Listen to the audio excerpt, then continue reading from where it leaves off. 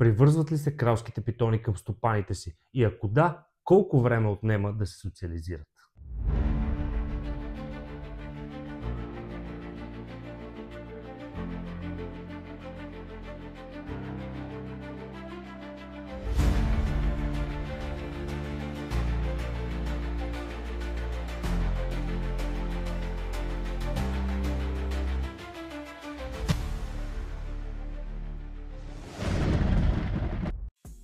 Здравейте, аз съм Марто Пайтън, а днес ще си поговорим за социализацията на кралският питон.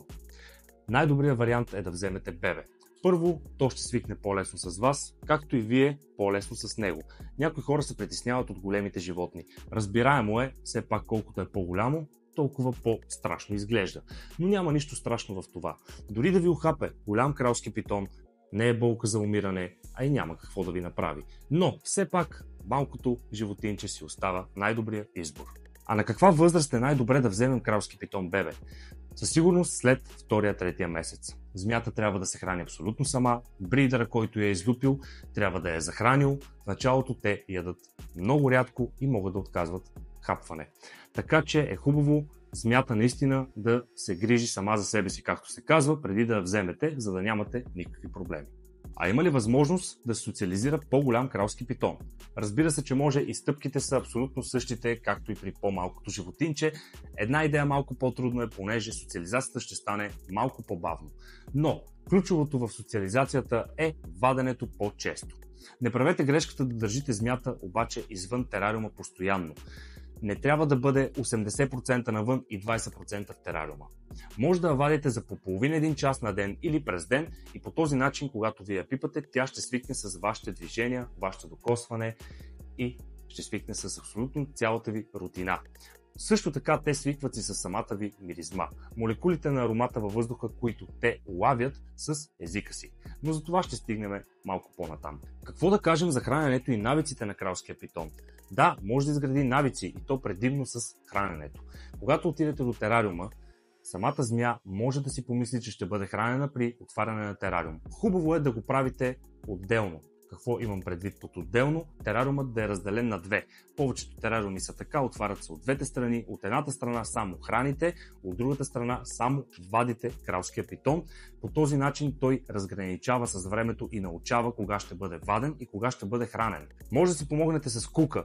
По този начин да го тупнете леко по главата, когато ще го вадите, и разбира кога ще бъде изваждан. Защото ако си пъхнете ръката директно да го вадите, има шанс да ви ухапе.